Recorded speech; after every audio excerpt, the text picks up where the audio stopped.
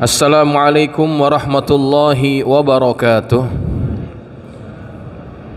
Alhamdulillahi rabbil alamin wa bihi nasta'in ala umuri dunya waddin. Wassalatu wassalamu ala asyrafil mursalin sayyidina Muhammadin wa ala alihi wa ashabihi ajma'in. Subhanaka la ilma lana illa ma 'allamtana innaka antal alimul hakim. Rabbi shrah li sadri wa yassir li amri wahlul 'uqdatam min lisani yafqahu qawli. Amma ba'du. Fa inna asdaqal hadits kitabullahi ta'ala wa khairal hadi hadi Muhammadin sallallahu alaihi wasallam wa syarrul umuri muhdatsatuha wa kullu muhdatsatin bid'ah wa kullu bid'atin dhalalah wa kullu dhalalatin finnar. Hadirin hadirat jamaah yang dirahmati Allah, kita akan melanjutkan kajian tafsir dari surah Al-Baqarah. Malam ini kita masuk pada ayat yang ke-236. Bismillahirrahmanirrahim. Qala al-musannifu rahimahullahu ta'ala wa ghafara lahu wa liwalidayhi wa limasyayikhihi wa nafa'ana bi ulumihi fid dharain amin. Radhiyallahu ankum. Qala radhiyallahu an. La junaha 'alaikum in talaqtumun nisaa ma lam tamassuhunna aw tufridu lahunna fariidah. Tidak ada dosa bagimu jika kamu menceraikan istri-istri kamu yang belum kamu sentuh atau belum kamu campuri atau belum kamu tentukan maharnya. Wa qara'a Hamzatu wal Kisai, Al-Imam Hamzah dan Al-Imam Al-Kisai membaca ayat ini dengan bacaan tumasuhunna bidhammit ta, dibacanya dengan bacaan tumasuhunna dengan mendomahkan ta, wabil alifi ba'dal mim, dan dengan menambahkan huruf alif setelah huruf mim. Ai la thiqala alaikum biluzumil mahri in talaqtumun nisaa ma lam tujami'uhunna aw ma lam tubayyinu lahunna mahran fala tu'tuhunnal mahra. Jadi maknanya, janganlah memberatkan kalian dengan wajib memberikan mahar jika kalian menceraikan istri kalian selama belum mencampurinya atau kalian belum menentukan, menjelaskan bagi mereka maharnya, maka tidak perlu kalian memberikan kepada mereka mahar itu. Hadirin jamaah yang dirahmati Allah, kita masih membicarakan ayat tentang nikah dan cerai. Cukup panjang pembahasan tentang ini dan masih akan ada beberapa ayat lagi, karena memang nikah itu adalah ibadah yang paling panjang. Makanya ayat yang menjelaskan tentang nikah dan juga cerai juga cukup panjang, ya. Karena dia berkaitan dengan hak orang. Kalau kita perhatikan ayat-ayat yang berkaitan tentang hak orang itu cenderung lebih panjang dan lebih detail. Ayat tentang nikah cerai, ayat tentang faraid itu cukup detail. Kenapa? Karena itu hak orang.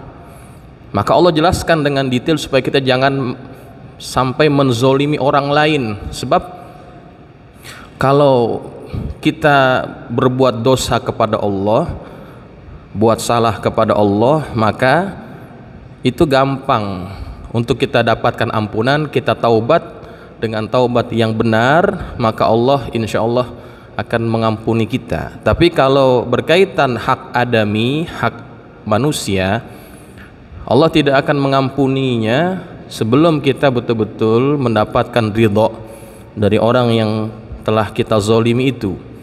Termasuk dalam hal nikah cerai, itu ada hak orang lain, baik itu istri atau suami. Maka ketika terjadi hubungan yang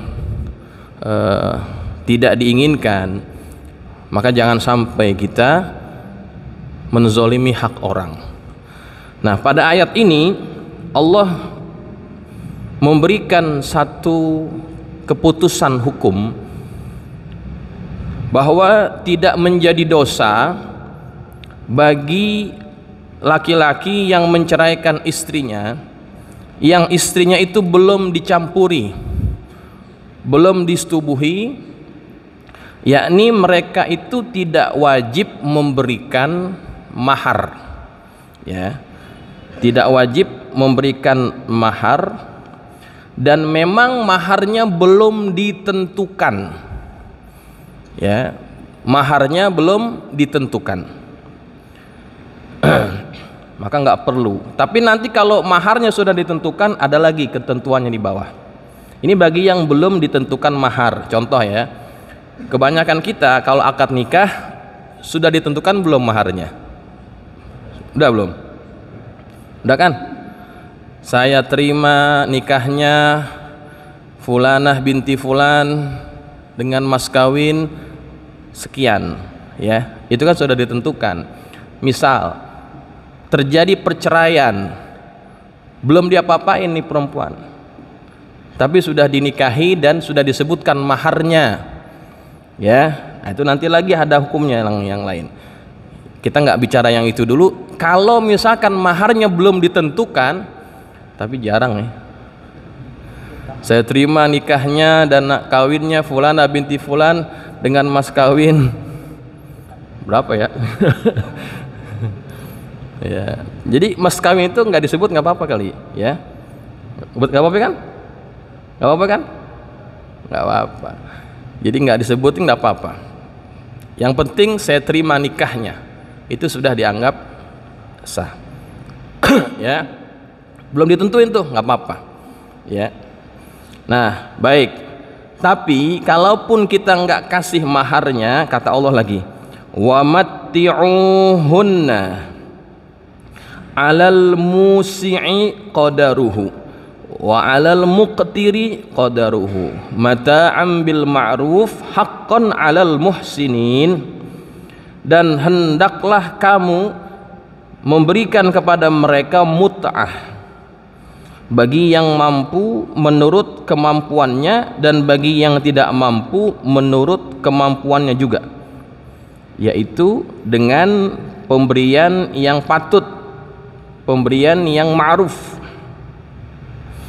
yang merupakan kewajiban bagi orang-orang yang berbuat kebaikan. Kemudian kata pengarang kitab, ai u'tuhunna mut'atat talaqi, berikanlah kepada wanita-wanita yang sudah dicerai tadi mut'ah talak, mut'ah talak, jabran li'ihashit talaqi, sebagai bentuk apa, hiburan kepada keadaan psikologi setelah terjadinya perceraian. Alal ghani qadra malihi, bagi orang yang kaya sesuai dengan kemampuan hartanya, wa imkanihi, dan kemungkinannya yang mungkin bagi dia, wa ala dzikir rizqi, dan bagi orang yang kesempitan rizki, qadra malihi wa taqatihi tamti'an bil wajhil ladzi tastahsinuhu syari'atu wal muru'atu wajiban 'alal mu'minina alladzina yuhsinuna ila anfusihim bil musara'ati ila ta'atillahi ta'ala li'annal mut'ata badalul mahri. Bagi orang yang kesempitan, maka dia memberikan mut'ah itu sekedar harta yang dia miliki dan sekedar kemampuan yang dia miliki, sebagai bentuk melakukan kewajiban tamti'an bil wajhi alladzi tastahsinuhu syariah, yang dianggap baik oleh syariat dan menurut harga diri. Jadi bagi orang yang miskin, yang tidak punya harta, maka dia tetap memberikan mut'ah itu, ya, dengan kemampuannya yang pemberiannya itu dianggap baik oleh syariat dan menurut harga diri. Wajiban alal mu'minin, yang merupakan satu kewajiban kepada orang-orang yang beriman yang mereka berbuat baik kepada diri mereka dengan bersegera menjalankan ketaatan kepada Allah, li'annal mut'ata badalul mahri, karena mut'ah itu adalah pengganti kepada mahar. Baik, saya jelaskan. Jadi bagi wanita-wanita yang sudah dicerai tadi, belum diapa-apain, tapi kemudian dicerai dan belum disebutkan maharnya, maka bagi wanita-wanita ini mereka berhak mendapatkan mut'ah. Ya, dia berhak mendapatkan mut'ah. Apa itu mut'ah? Mut'ah dari segi bahasa artinya sesuatu yang menyenangkan, yang menggembirakan. Kata pengarang kitab, mut'ah itu berfungsi sebagai penghibur bagi keadaan psikologi seorang yang baru dicerai. Maka untuk menghibur hatinya diberikanlah dengan bentuk mut'ah tadi. Ya, mut'ah, nafkah mut'ah, ya kalau dalam pengadilan disebut seperti itu. Berapa besarannya? Besarannya tergantung kepada kemampuan si suaminya. Kalau dia kaya, maka berikanlah sesuai dengan kemampuannya. Kalau dia tidak kaya, ya sempit rezekinya, maka berikanlah sesuai dengan kemampuannya yang menurut syariat itu baik, pantas, dan menurut muruah harga diri itu juga nggak malu-maluin. Begitu. Ya. Nah, jamaah yang dirahmati Allah, ini wajib. Li'annal mut'ata badalul mahri, karena mut'ah itu adalah pengganti kepada mahar. Jadi jamaah, ini lihat bagaimana Allah itu mengatur kepada kita dalam hubungan suami istri ketika terjadi perceraian. Kan kalau orang bercerai pasti ada rasa kesal, ada rasa marah, ya kan? Tiba-tiba dicerai begitu saja. Hati-hati, jangan langsung kita lepas tangan, tidak mau mengambil tanggung jawab. Ketika kita menceraikan seseorang, ya, seorang istri, walaupun belum walaupun belum dijima, maka dia tetap berhak mendapatkan mut'ahnya itu. Ini kenapa disebut oleh Allah seperti ini?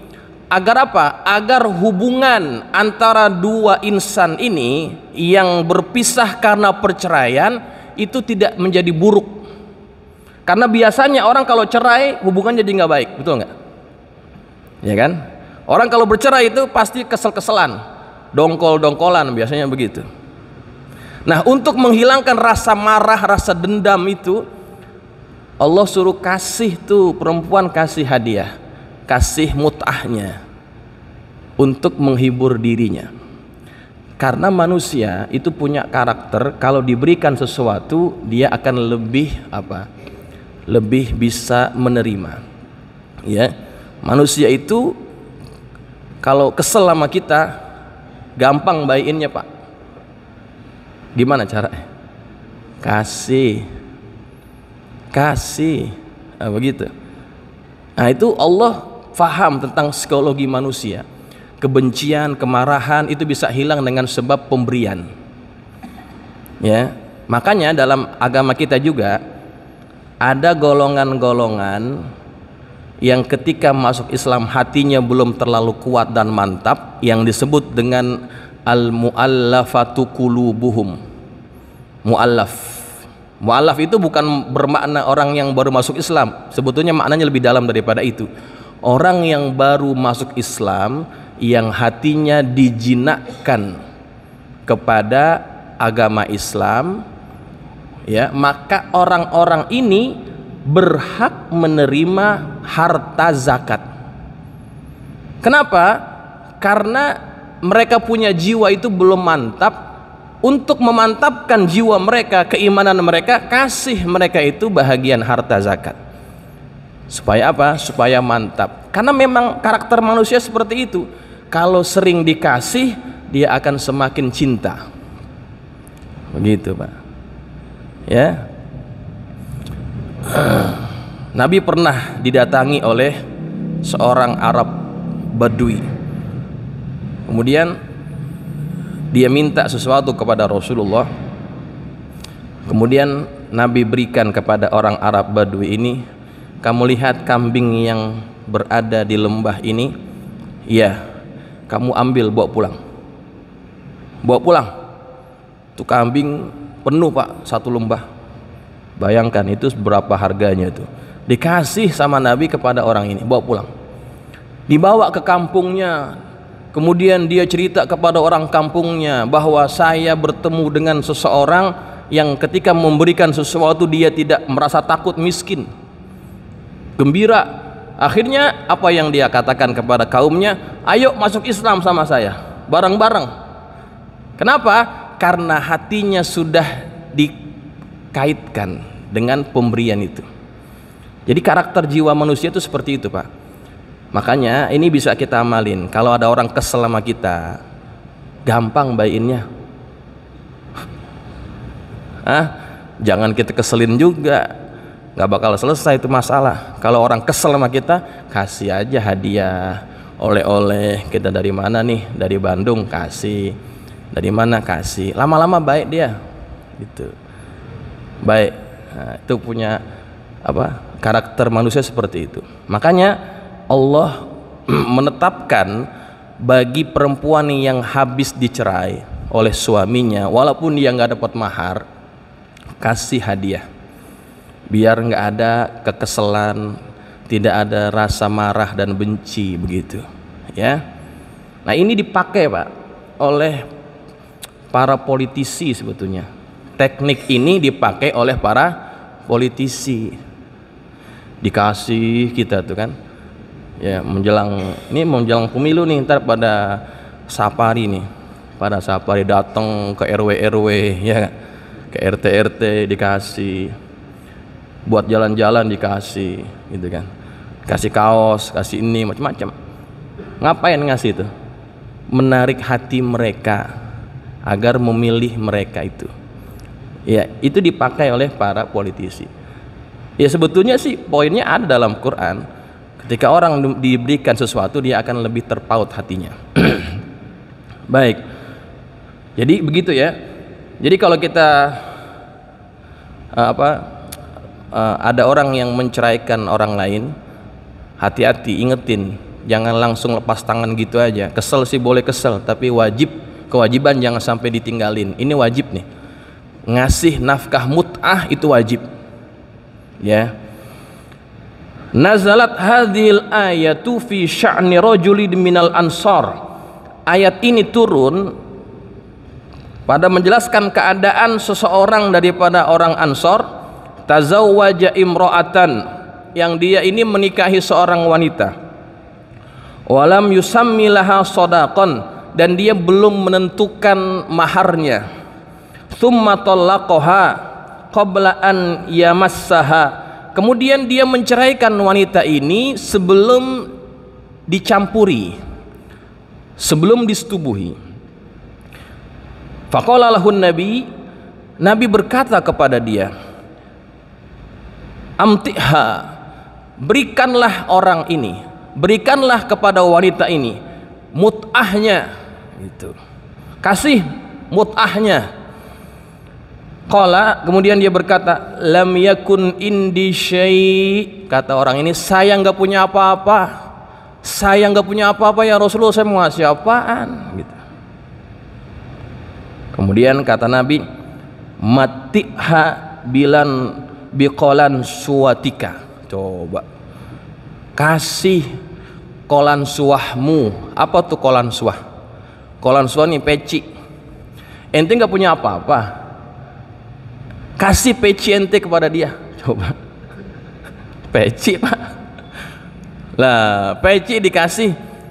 Nih orang saking miskinnya nih, ya, saking miskinnya nggak ada apa-apa yang bisa dia kasih. Kata Nabi, kasih tetap, walaupun cuman kolan suahmu, walaupun cuman kopiah kamu, coba tuh, sebagai bentuk penghargaan, hadiah kepada beliau, orang yang sudah diceraikan. Ini artinya wajib Pak. sampai peci disuruh kasih sama Nabi tuh kan. Ya, makanya ingat ya, kalau misalkan ada orang yang bercerai, baik itu saudara kita, ya, mungkin anak-anak kita, kerabat kita, ingetin, ini hak si wanita yang sudah diceraikan itu. Kita nggak kasih dosa Pak, zolim itu hak dia tuh. Jangan sampai nurutin amarah, nurutin emosi, nggak kasih, dosa itu, ya. Kemudian kita teruskan.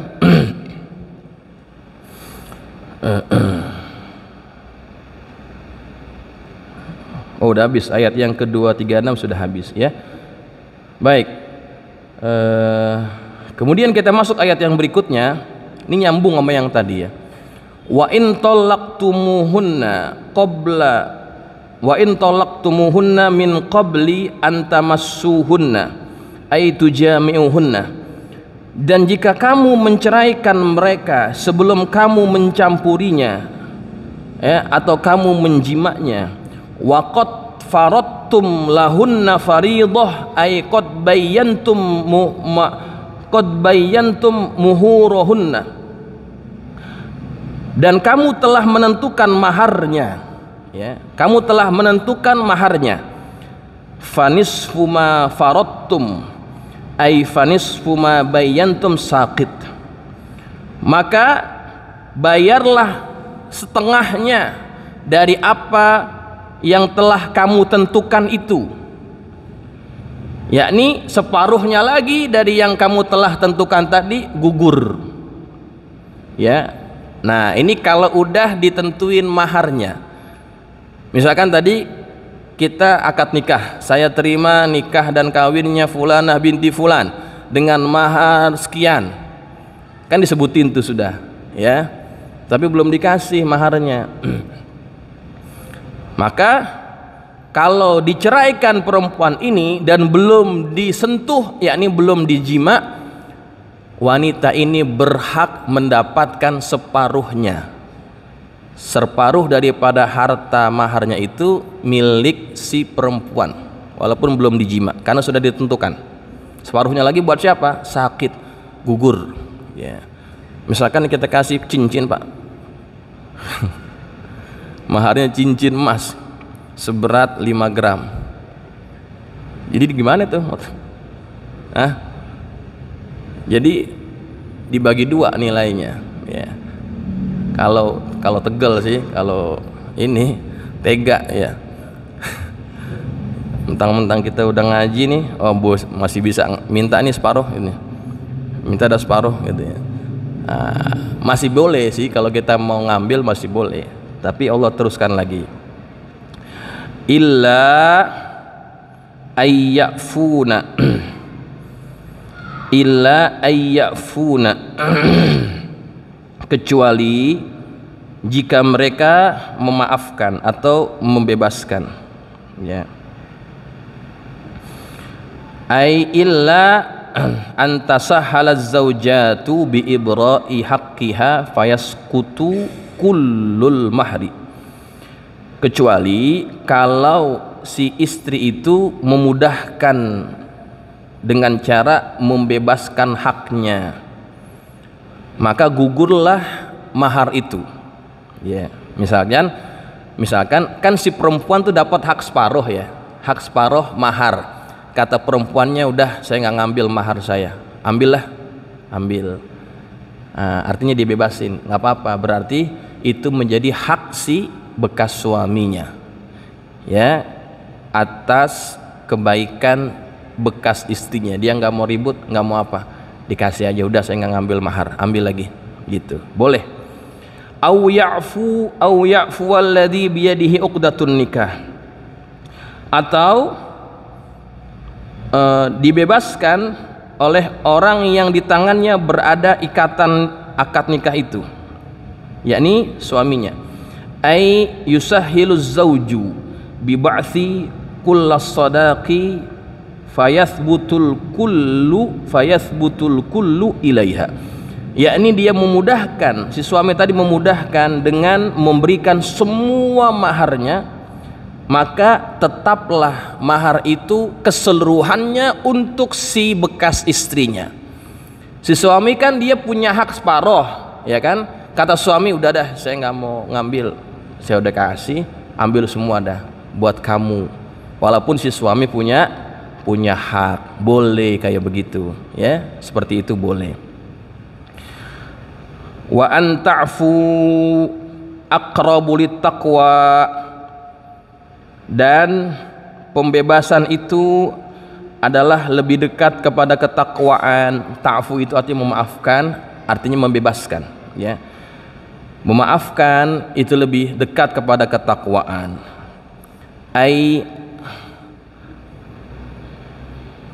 Afu ba'dukum ayyuhar rijal wan nisa aqrabu lil alifati wa tibin nafsi min adamil afwil ladhi fihi tansif, yakni kemaafan sebahagian kalian wahai suami dan istri itu lebih dekat kepada kelembutan hati dan kebaikan jiwa daripada kalian tidak memaafkan, ya, dari apa yang menjadi bahagian kalian itu.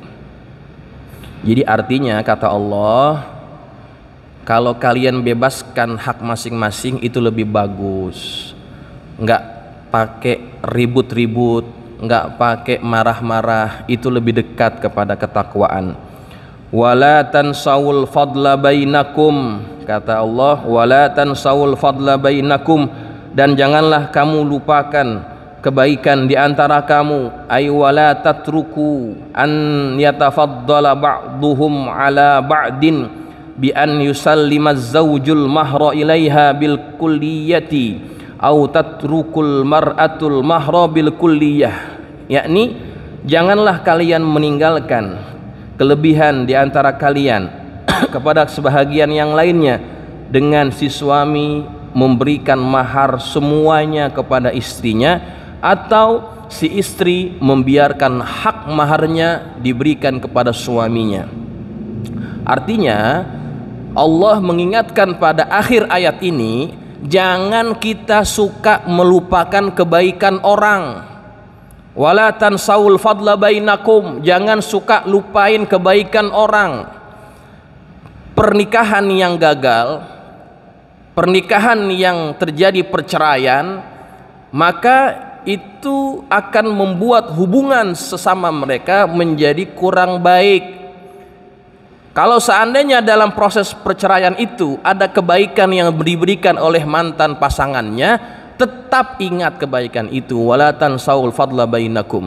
Termasuk apa? Termasuk segala kebaikan istri kita, suami kita, ya, yang dahulu pernah hidup bersama kita, jangan pernah dilupain.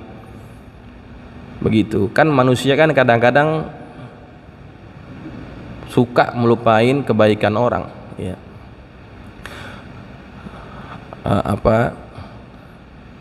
Kemarau setahun itu hilang dengan hujan sehari, gitu,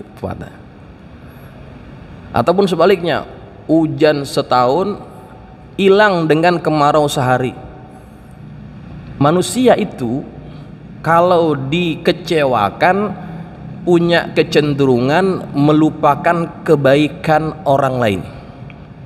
Pokoknya kebaikan orang kepada kita nggak pernah kita ingat, padahal baru sekali dia nyakitin kita. Nah, ini nggak boleh sama Allah. Artinya walaupun kita bercerai ataupun terjadi sesuatu persengketaan lah selain daripada perkara cerai ini, maka tetap jangan lupain kebaikan orang. Termasuk kita dalam bergaul sama kawan-kawan ini kan, ya, pas lagi ada masalah, ribut, berantem nggak tegur-teguran, padahal dulu tidur sebantal, ya, tidur sebantal, ngopi bareng, apa bareng, itu semua dilupain gara-gara apa? Gara-gara ada persengketaan. Nah, itu nggak adil namanya, ya. Allah ingatkan itu, innallaha bima ta'malun, sesungguhnya Allah terhadap apa yang kalian telah lakukan, minal fadli wal ihsan, daripada kebaikan-kebaikan, basir, Allah itu maha melihat.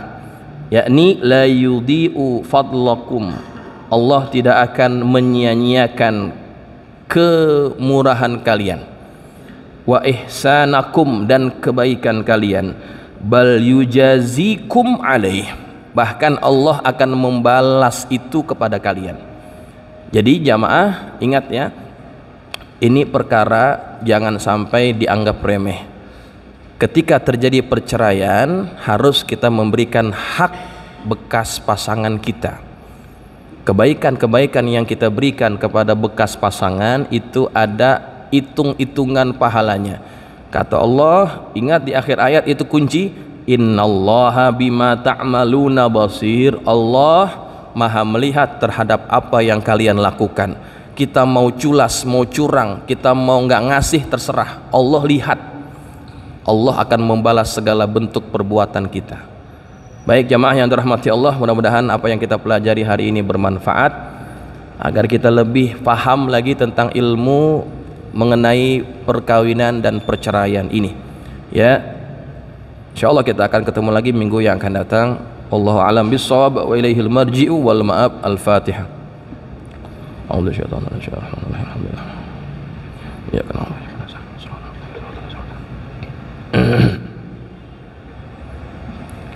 Bismillahirrahmanirrahim. Alhamdulillahi rabbil alamin. Allahumma shalli ala sayyidina Muhammadin wa ala ali sayyidina Muhammad. Allahumma anfa'na bima 'allamtana wa 'allimna ma yanfa'una. Allahumma zidna wa la tanqusna wa akrimna wa la tuhinna wa atina wa la tahrimna wa athirna wa la tu'thir alaina wa ardina warda 'anna.